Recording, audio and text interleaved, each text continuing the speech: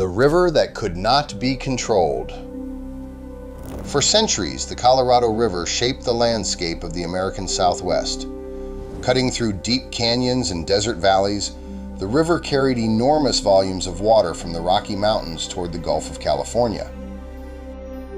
In dry years, it became a narrow ribbon through the desert, but in wet seasons, the same river transformed into a destructive force. Seasonal floods could arrive without warning. Entire farming communities along the lower basin were repeatedly damaged or forced to relocate. Irrigation systems were destroyed, fields were buried in sediment, and settlements struggled to survive in a region defined by extreme water conditions. Yet the problem was not only flooding. During long periods of drought, the river's flow dropped dramatically, threatening the very communities that depended on it. The American Southwest faced a paradox: too much water at one moment and not enough the next. By the early 20th century, engineers and political leaders began to consider a radical solution. If the river could be controlled, the desert itself might be transformed.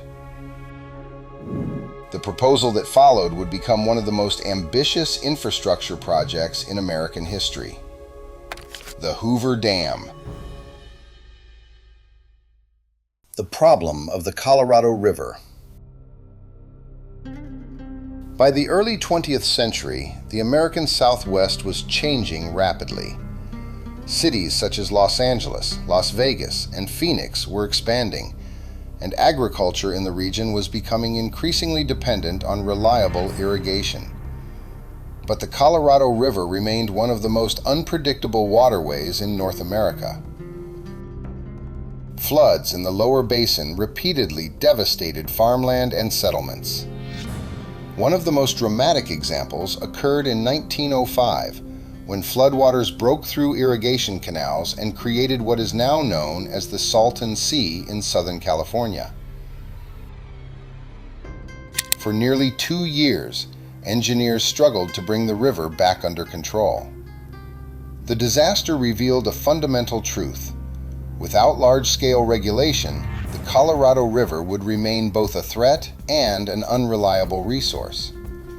At the same time, the rapidly growing cities of the Southwest faced another challenge. Water demand was rising faster than the natural flow of the river could guarantee.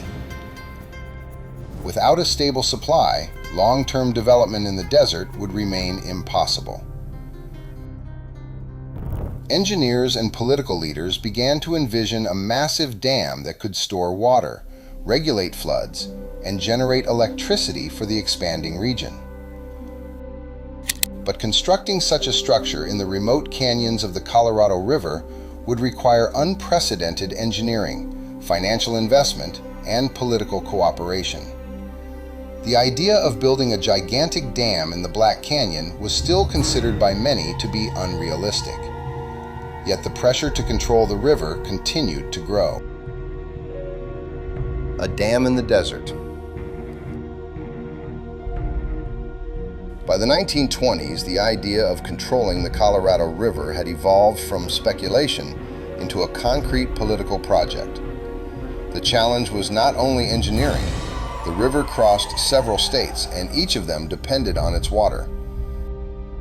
California, Arizona, Nevada, Utah, Colorado, Wyoming, and New Mexico all had competing interests in how the river should be managed. In 1922, representatives from these states negotiated what became known as the Colorado River Compact.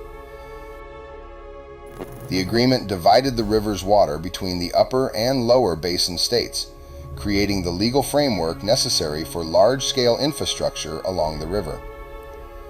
With the political groundwork established, engineers began to evaluate possible locations for a major dam.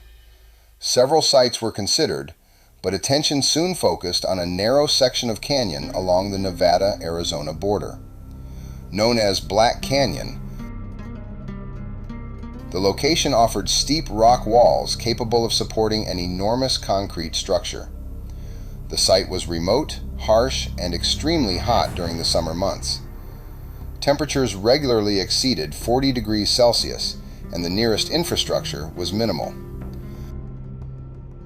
Yet from an engineering perspective, the canyon provided exactly what the project required: a stable geological foundation and a natural location where the river could be effectively blocked. Plans for the dam grew increasingly ambitious. What had once seemed impossible was now becoming a national priority. Building during the Great Depression. Construction of the dam began in 1931, at the height of the Great Depression. Across the United States, millions of people were unemployed, and economic uncertainty dominated daily life. For thousands of workers, the Hoover Dam project offered something rare: stable employment during one of the most difficult economic periods in American history. Men traveled from across the country to the remote construction site in Black Canyon. Temporary settlements quickly appeared in the surrounding desert, eventually forming what became the town of Boulder City. Working conditions were extremely demanding. Summer temperatures inside the canyon often exceeded 45 degrees Celsius, and the harsh desert environment placed constant physical strain on the labor force. Workers drilled into canyon walls, transported enormous quantities of rock, and prepared the foundations for what would become the largest concrete structure ever built at that time. The first major challenge was diverting the Colorado River itself. 4 massive tunnels were carved into the canyon walls to redirect the river around the construction site. Once the water was diverted, engineers could begin building the enormous concrete dam that would permanently transform the landscape. As construction progressed, the scale of the project became increasingly apparent.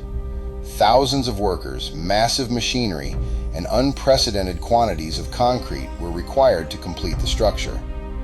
The Hoover Dam was no longer just an engineering experiment. It had become a national symbol of determination during a time of crisis. Engineering the impossible. By the early 1930s, engineers faced a challenge that had never been attempted on such a scale. The Hoover Dam would require an enormous volume of concrete. If the structure had been poured as a single mass, the material would have taken more than a century to cool and fully harden.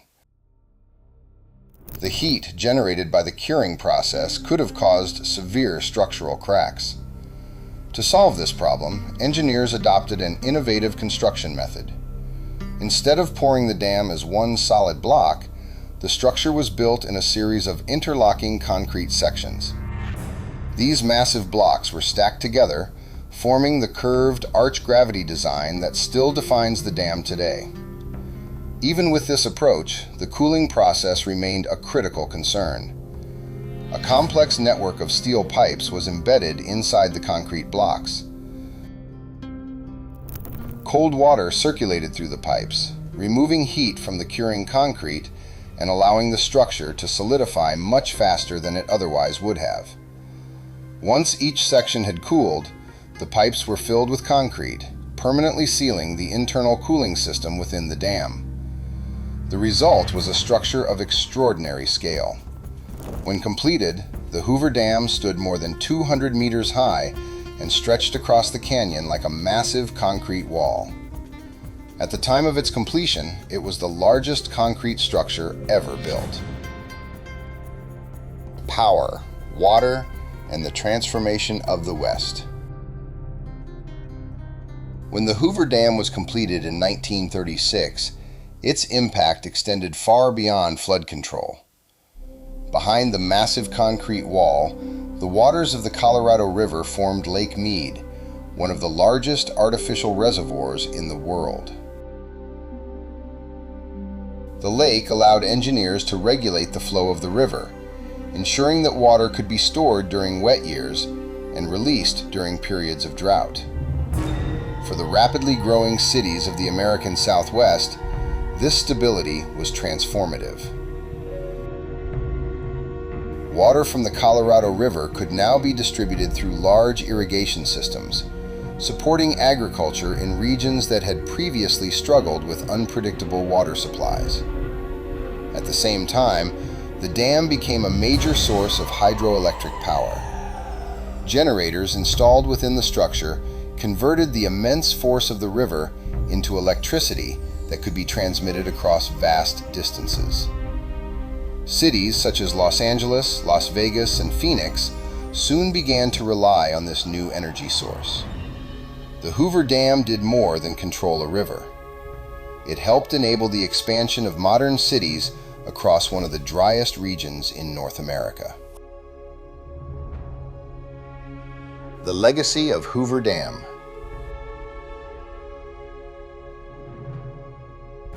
Nearly a century after its completion, the Hoover Dam remains one of the most recognizable engineering projects in the United States.